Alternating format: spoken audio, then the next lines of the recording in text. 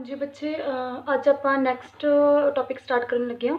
पर उस तो पहला एक छोटी जी मिसटेक जो लास्ट टाइम मैंने डेरिवेशन करवाई सी सैपरेशन बिटवीन एच.के.एल प्लेन्स, उस जगह ते बच्चे ए लिखना रह गया सी। तुसीं उत्ते अपने ए लिख लियो जो अपने को अपने इत्थे कीता सी a is equal to b is equal to c, और नीचे डबल नीचे अंडरूट मतलब कैंसल आउट करके ए दी वैल्यू भी आनी सी, तुसीं उपर ए लिख लियो, ठीक है।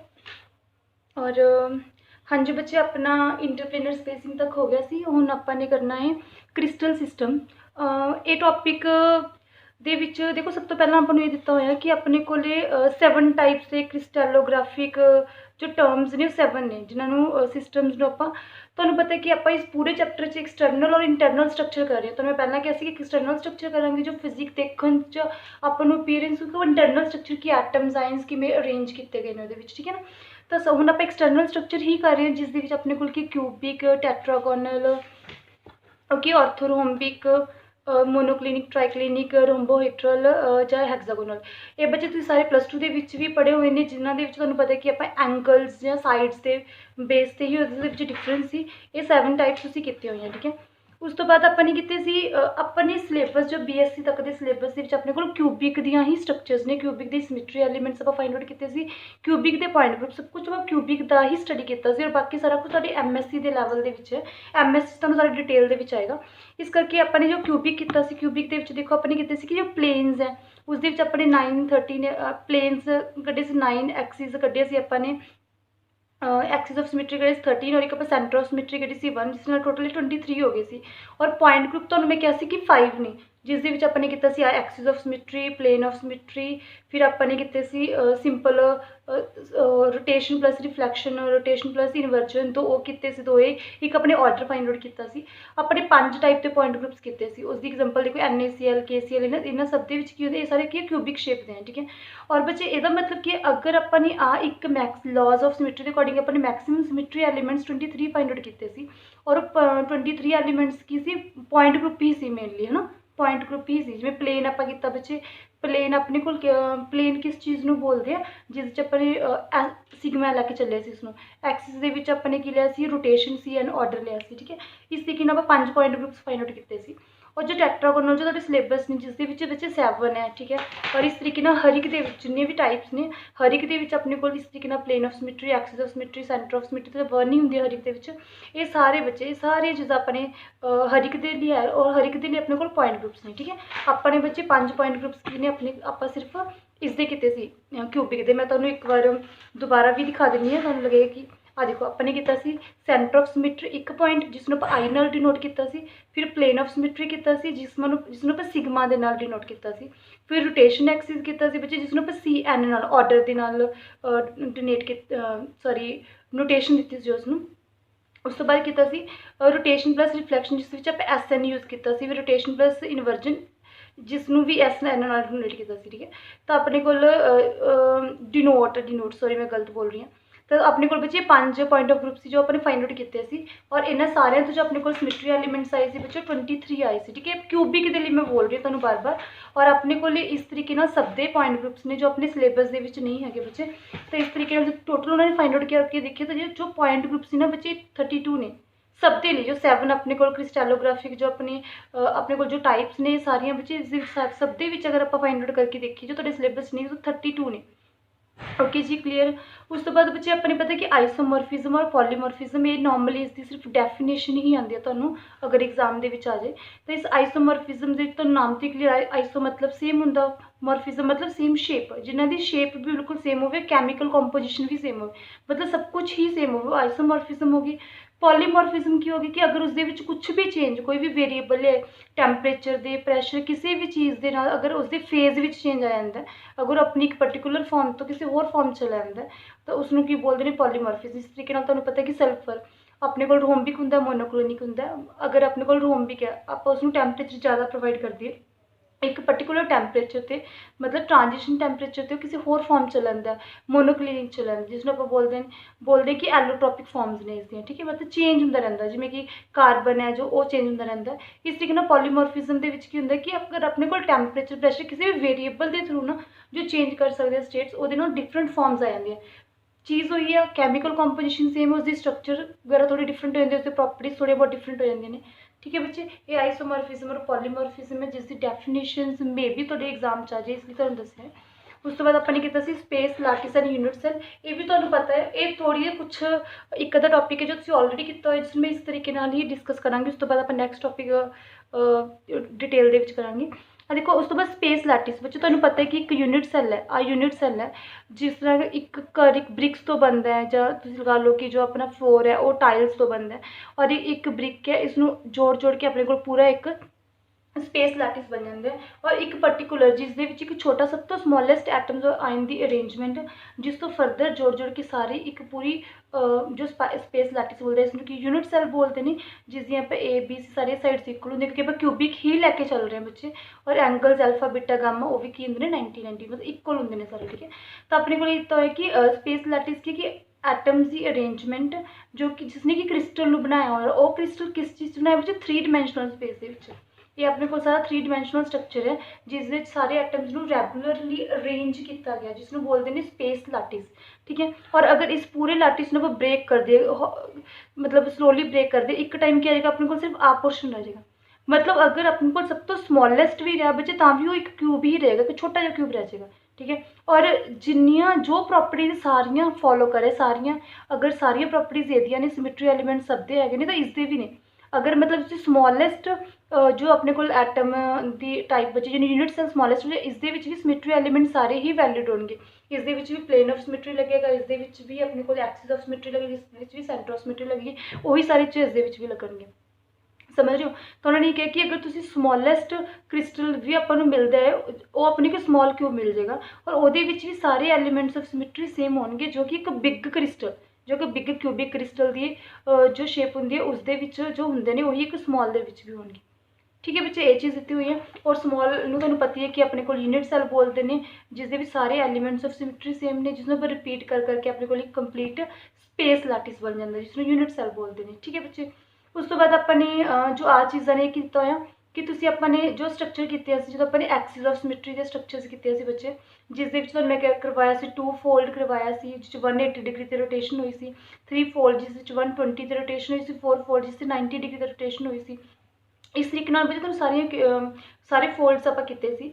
उन्होंने तो मैं तुहानूं दस्सिया सी कि उत्थे अपने कोल तुहानूं मैं कहा सी कि 7 8 वगैरह जो भी 5 है पॉसीबल नहीं है, क्योंकि बच्चे जो क्रिस्टल्स ने ना वो बिल्कुल सीरियल वाइज अरेंज होंगे ने, एक एटम एक एटम एक एटम इस तरीके अटैच एडजस्टेंट नाल अटैच होंगे ने। हुण तुसीं सोचोगे ये लाइनस ये जस्ट आपां नूं समझाउण दे लिए, अदरवाइज एटम सिंपल एवें पए ने, एटम सिंपल एवें पए ने, तो एक जिस लाइन उसनूं रिप्रेजेंट करने के लिए। सिमिलरली अगर आप ऑड लैंने ना, अगर अपना 7 8 कुछ भी लवांगे चाहे पेंटागन लवांगे, अगर उसनूं अरेंज करांगे तो हर एक जो एटम है हर एक नूं टच नहीं करेगा, नाल वाले सराउंडिंग नूं टच नहीं कर पाएगा, एक विचाले गैप रह जाएगा। देखो सैंपल दिखाया ना, एक गैप है, गैप मतलब आ वाला इहदे नाल अटैच नहीं हो पाएगा। ठीक है, तो अपने आप ही समझो कि कोई ऑड कोई भी चीज़ है तो आपस प्रॉपरली सही तरीके अरेंज नहीं हो पाएंगे। इस करके अगर तुम एग्जाम वैसे क्वेश्चन इन्ना इंपॉर्टेंट नहीं है, अगर तुम पेपर च कदें आंदा कि 5 7 8 जो भी हायर फोल्ड एक्सिस क्यों नहीं होंगे तो तुम दस सकते हो, क्योंकि उसके फेस टच नहीं करेंगे, क्योंकि उन्होंने गैप आ जाएगा। ठीक है, तो सिमेट्री नहीं बनेगी। ठीक है, 2 4 6 इन्होंने सब एक सिमेट्री बन रही है, बच्चे नाल अटैच हो रहे हैं। क्लीयर हो गया। फिर बच्चे आ जो ब्रेवियस लैटिसेस ये सारे तुम +2 के पढ़े हुए हैं, इस करके मैं तुम्हें दोबारा नहीं करावांगी, पर तुम्हें मैं दस दी जो भी क्रिस्टैलोग्राफिक एक्सिस जो अपने पढ़े जिन्हें भी सिस्टम्स पढ़े 7 orthorhombic monoclinic triclinic trigonal hexagonal cubic जो भी आप 7 पढ़े उन्होंने सब दी अगे टाइप्स होंगे ने, जिसके आप कहने कि देखो 2 टाइप्स से होंगे, एक सिंपल सिंपल जिसके एटम्स जो सारे सिर्फ कॉर्नर से प्रेजेंट ने, फेस कॉर्नर्स के नाल फेसिस से भी प्रेजेंट ने। ठीक है, मैनू लगता नहीं कि तुहानूं एक्सप्लेन करने की जरूरत है कि कॉर्नर्स अपने को कॉर्नर सॉरी 1 2 3 4 ठीक है 5 6 7 8 ये सारे कॉर्नर्स ने। फेसिस तुहानूं पता है कि अगे पिछे वाला फेस, ऊपर नीचे वाला फेस, सॉरी अगे पिछे वाला फेस, साइडा वाले फेस, ऊपर नीचे वाले फेस, बॉडी तुहानूं पता है कि सेंटर वाला फेस होंदा है। ठीक है, ये सारे फेसिस होंदे ने। अगर अपने को जो सिंपल यूनिट सैल अगर कॉर्नर से सिर्फ एटम्स प्रेजेंट है उसनूं परमिटिव यूनिट सैल बोलते हैं। अगर अपने को बॉडी या किसी फेस किसी जगह पर प्रेजेंट है नॉन परमिटिव सैल बोलते हैं। एंड सेंटर तुहानूं पता है कि ऑपोजिट कॉर्नर से मतलब ऑपोजिट फेसिस से अगर इस साइड तो इस साइड इन्होंने एंड सेंटर बोलांगे, इन्होंने दोनों ने एंड सेंटर बोलांगे, अगे पिछे वालों ने एंड सेंटर बोलांगे। ठीक है, ये ब्रेविस लैटिसेस ने जो तुसी परमिटिव नॉन परमिटिव सारे तुसी ऑलरेडी पढ़ चुके हो बच्चे। हाँ, लोअर क्लासेस भी पढ़ चुके हो और आप पहला स्टार्टिंग भी कर चुके हैं। फिर अपने बच्चे आ शेप बहुत चंगी तरह तुसी प्लस टू के कीती हुई ने कि जो अपने को क्यूबिक है जिसके सारी साइड तो अपन एक चीज़ की ना क्यूबिक, ऑर्थोरोम्बिक और टैट्रागोनल, इन्होंने तीनों की स्पैशलिटी है कि इन्होंने एंगल जो ने 90-90 है। जो अपने इंटरप्लेनर स्पेसिंग की फाइंड आउट करने लिए और उत्थे मैंने एक प्लेन लिया सी और वो परपेंडिकुलर ड्रॉ किया सी। उत्थे भी तुहानूं मैं दस्सिया सी कि इन्हां तिन्नां चों कोई भी लै सकते क्योंकि एंगल 90 है। ठीक है, और अगर क्यूबिक की देखिए तो क्यूबिक के 3 फॉर्म्स पॉसिबल ने, सिंपल भी हो सकता, फेस सेंटर्ड बॉडी, इस तरीके टैट्रागोनल च 2 शेप होंगे ने, सिंपल बॉडी सेंटर, जो तुसीं ऑलरेडी पढ़ चुके हो तो मैं इसनूं नहीं डिटेल दे विच करवाउण वाली। तो बच्चे 14 ने जो अपने को 7 क्रिस्टैलोग्राफिक सिस्टम्स ने, उन्होंने अगे टाइप्स ने, जो ये टोटल कितने हो गए अपने को, ये अपने को टोटल बच्चे 14 है, ये तुसीं ऑलरेडी कर चुके हो। ठीक है, तो अपने को देखो क्यूबिक के किन्ने आए ने, 3 आए ने, सिंपल फेस ते बॉडी सेंटर, इस तरीके नाल तुसीं 14 कर चुके हो। ये तुसीं प्लस टू के बच्चे चंगी तरह पढ़ चुके हो। आई थिंक BSc दे भी शायद अगर नॉन मैडिकल बच्चे तो शायद फिजिक्स भी कर चुके होंगे। ठीक है, ये चीज़ है। उस तो बाद हाँ जी, ये चीज़ ये थोड़ी जी अगर तुम चाहो थोड़ा दस देने, वैसे ये भी बहुत ईजी है कि नंबर ऑफ पॉइंट्स पर यूनिट सैल अगर तुम फाइंड आउट करो तो तुम्हें पता है कि इतने की लिखा हुआ है, N लिखा हुआ है। N मीनस इस दे विच बच्चे तुहानूं दिता होया N is equal to NC/8 plus NF/2 plus NI। ये तुहानूं वैसे दस्सण की जरूरत नहीं है, एक फॉर्मूला है जो आपां नूं दसदे कि नंबर ऑफ पॉइंट्स एक पर्टिकुलर यूनिट सैल, एक यूनिट सैल दे विच सारे ने किन्ने प्रेजेंट ने। ये दस्सण दे लई आपां करदे हां कि आपां चैक करदे कि कॉर्नर से किन्ने पे ने, फेसिस से किन्ने पे, जो बॉडी के विच अंदर किन्ने जो अपने को पॉइंट्स एटम्स पे ने। तुहानूं पता है कि अगर अपने को एक रूम है, रूम का कॉर्नर है, इस रूम का कॉर्नर किन्ने रूम्स नाल शेयर, इत्थे तुहानूं पता है कि हर एक जो कॉर्नर है, एक घर का भी अगर रूम का भी कोई कॉर्नर लवांगे तो उत्थे भी 8 कॉर्नर्स होंगे तुहानूं पता है। अगर मैं एक कॉर्नर उपर छत का वाला एक कॉर्नर उठा ला, देखो ये वाला जो कॉर्नर है वो नाल वाले कमरे नूं भी टच कर रहा होगा, तो इस दे नाल पिछे एक कमरा होवे जां इस दे नाल पिछे कमरा, दोनों नूं टच कर रहेगा।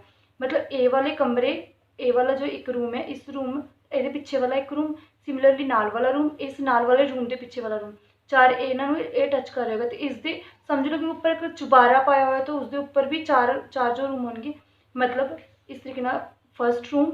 ठीक है, इतने अपने को सैकेंड रूम, जो फर्स्ट रूम है पिछे जो रूम दिता होएगा, ये जो पिछे वाला रूम होएगा, जो अगे लगा लो रूम, सॉरी पिछे वाला रूम, उसनों ही टच करेगा, ये सैकेंड वाला भी उसमें टच करेगा। और अगर इसके ऊपर भी बने हुए हैं, इस 1 ते 2 रूम के उपर अगर दो रूम्स बने हुए हैं, उन्होंने आ कॉर्नर टच करेगा, तो जो पिछे वाले 2 रूम से उन्होंने भी टच करेगा। मतलब टोटल कितने कॉर्नर्स होंगे, 8 कॉर्नर्स, मतलब 8 जो मतलब एक कॉर्नर है जो 8 कॉर्नर्स में टच कर रहे हैं। ठीक है, तो ये कहते हैं कि जो 8 कॉर्नर्स जो सारे 8 कॉर्नर्स ने, जो सारे 8 की ने नंबर ऑफ एटम्स ने, हर एक कॉर्नर के जो 8 एटम्स ने, उन्होंने जो एक कॉर्नर की कर रहे हैं 1/8 पार्ट कंट्रीब्यूट करे, क्योंकि एक जोड़ा एक कॉर्नर का एक पॉइंट है वो 8 कॉर्नर्स में होर टच करे 1/8 पार्ट। ठीक है, तो इतने 1 आ जाता है।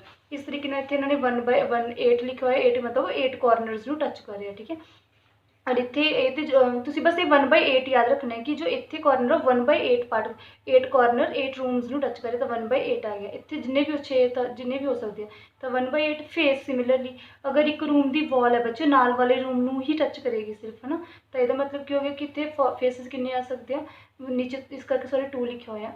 और बॉडी सेंटर तुम्हें पता है कि बॉडी के अंदर तो सिर्फ एक रूम के अगर विचाले कुछ पिया तो सिर्फ एक जगह पर ही हो, किसी और जगह पर नहीं हो सकता ना। तो इस तरीके N is equal to corners by 8 और फेस बाई 2 और NI, ये तो नंबर ऑफ जो पॉइंट पर यूनिट सैल्स इतों कट सकते हो बच्चे। ठीक है, तो इस तरीके इन्होंने फाइंड आउट भी करके रखे हुए हैं, तो आते हैं ऑलरेडी कि अगर तुम सिंपल दे कढ़ने तो कॉर्नर्स 8 होंगे ने बच्चे, 8/8 फेस और बॉडी सेंटर कुछ भी नहीं होंगे तो 1 आ गया। फेस के तुम्हें पता कि कॉर्नर्स के नाल फेस से भी पे होंगे हैं, कॉर्नर्स से 8 पे होंगे ने और फेस के बच्चे 6 पे होंगे ने, 4 आ गया। सिमिलरली बॉडी के तुम्हें पता कि कॉर्नर्स के नाल तुहाडे कोल बच्चे उत्थे सेंटर से पे होंगे, अपने को वैल्यू 2 आ गई। सिमिलरली वो कॉर्नर से पे होंगे ने बच्चे बच्चे तुहानूं पता लग तुहानूं ये बच्चे चीज़ ऑलरेडी आती है कि कॉर्नर से किवें पे होंगे ने, फेस बॉडी और एंड सेंटर। ठीक है, इत्थे तक अपना तुहानूं हो गया जो तुसीं ऑलरेडी किया होया बच्चे। उस तो बाद अपने को एक टॉपिक आंदा स्पेस ग्रुप। ठीक है, स्पेस ग्रुप के की बच्चे कि इस दे विच की आ, ये भी तुहानूं सारा बच्चे MSc दे विच है, पर तुहानूं थोड़ा दस देने कि अपने किया कि 32 अपने पॉइंट ग्रुप देखे, 7 ਦੇ ਵਿੱਚ ਆ ਰਹੀ ਸੀ 7 ਕ੍ਰਿਸਟੈਲੋਗ੍ਰਾਫਿਕ ਜੋ ਐਕਸਿਸ ਬੱਚੇ 7 ਸੀ, cubic, tetragonal, orthorhombic, monoclinic, triclinic, rhombohedral and hexagonal. बच्चे अपने को 7 टाइप सी और 7 टाइप्स ਦੇ ਵਿੱਚ ਆਪਣੇ ਕੋਲ 32 ਜੋ ਕੀ ਨੇ पॉइंट ग्रुप्स फाइंड आउट करते हैं ਆਪਾਂ, ठीक है। ਉਹ ਕਹਿੰਦੇ ਅਗਰ ਜਦੋਂ ਤੁਸੀਂ 3 ਡਾਇਮੈਂਸ਼ਨਲ ਸਟਰਕਚਰ ਬਣਾਉਂਦੇ ਹੋ ਨਾ ਤਾਂ 2 ਸਿਮੈਟਰੀ ਐਲੀਮੈਂਟਸ ਹੋਰ ਐਡ ਹੋ ਜਾਂਦੇ ਨੇ, ਗਲਾਈਡ ਪਲੇਨਸ ਐਂਡ ਸਕਰੂ ਐਕਸਿਸ। ਜਦੋਂ ਇਹਨਾਂ ਨੂੰ ਤੁਸੀਂ 7 ਦੇ ਲਈ ਸੋਲਵ ਕਰਦੇ ਹੋ ਤਾਂ ਤੁਹਾਡੇ ਕੋਲ ਟੋਟਲ ਕਿੰਨੇ ਆਉਂਦੇ ਨੇ 230 ਸਪੇਸ ਗਰੁੱਪ, क्योंकि ये सारे पॉइंट ग्रुप की नहीं सिर्फ एक पॉइंट्स लिए कॉर्नर एक स्ट्रक्चर के पॉइंट्स के लिए। अगर तुसी स्ट्रक्चर पूरे स्पेस लिए करोगे तो टोटल कितने बनेंगे 230। तो बोलते हैं space lattice, space group, sorry space groups, ठीक है। तो ये सारा तुहाडे बच्चे MSc दे ही लैवल का, तो तुहानूं इन्ना करने की जरूरत नहीं है। बस तुसी ते आ चीज़ देख सकते हो अगर तुसी चाहते हो। तो देखो अपने क्यूबिक है, क्यूबिक दे विच अपने कीता सी क्यूबिक दे विच सिर्फ किन्ने हुंदे ने, cubic they which space group किन्ने हुंदे ने 36। 23 तुहानूं पता है कि सिमिट्री एलीमेंट्स हुंदे ने बच्चे। उस तो बाद तुहानूं पता है कि इस दे विच अपने कोले बाकी जो दो अगर इसकी 3 डायमैंशनल स्ट्रक्चर बनावांगे तो 2 होर ऐड हो जाएंगे, उसनूं टोटल मिला के जो भी उसकी अगे वैल्यूज़ फाइंड आउट करके अपने को 36 आएंगे। इस तरीके नाल सब दे आ जाते हैं। सिस्टम किन्ने से अपने को 7 क्यूबिक, टैट्रागोनल, इस तरीके नाल पॉइंट ग्रुप आप हर एक दे विच जो फाइंड आउट करके टोटल किन्ने आए 32। ब्रेविस लैटिसिस जो अपने को अलग अलग स्ट्रक्चर्स बनी है 14 है, और स्पेस ग्रुप्स अपने को 230 है। ये सारा बच्चे एक बार बस ये मेन चीज़ें है जिस नंबर ऑफ ब्रेव लैटिसिस ऑलरेडी किए हुए हैं, नंबर ऑफ क्रिस्टैलोग्राफिक सिस्टम्स ऑलरेडी पढ़े हुए हैं, पॉइंट ग्रुप्स क्यूबिक के 5 फाइंड आउट करके देखे सी, ठीक है। और ये स्पेस बच्चे तो 3 डायमैंशनल स्ट्रक्चर है जो MSc के। इतना क्लीयर हो गया। हुण बच्चे जो अपना नैक्सट टॉपिक है ना, जो मेन टॉपिक इत्थों आपने अपनी स्टडी स्टार्ट करनी है, जितों आप सारे अगे ब्रैड एजुकेशन और सारे न्यूमैरिकल्स सबनों बहुत डिटेल दे विच करांगे, ठीक है। फिलहाल इन्ना ही। उस तो बाद आप जो भी पूरी एक स्ट्रक्चर सॉरी थोड़ी लास्ट टाइम रह गई सी पैरेलल प्लेन्स वाली, वो मैंने तुहानूं इस जो नैक्सट वीडियो आएगी उहदे विच और भी दोबारा एक्सप्लेन कर दांगी, ठीक है। उन्नी देर लिए तुसीं ये सारा पढ़ो और अपनी जो भी बच्चे तुसी अपनी असाइनमेंट जो MST लिए प्रिपेयर कर रहे हो, MST लिए तुम्हें 2 क्वेश्चन दसे और दोनों ही करने हैं प्रॉपर वीडियोज़ में देख के। ट्राई करियो कि कॉपी पेस्ट बिल्कुल नहीं करना, ठीक है। और हर एक बच्चे की मैं चेक करांगी और मैंने पता लग जाएगा कि तुम सेम क्वेश्चन लिख रहे हो। तो प्लीज़ अपने ही करियो और अपने चंगी तरह इस तरीके नाल तुहाडे इस पूरे चैप्टर की तैयारी भी हो जाएगी। ओके जी।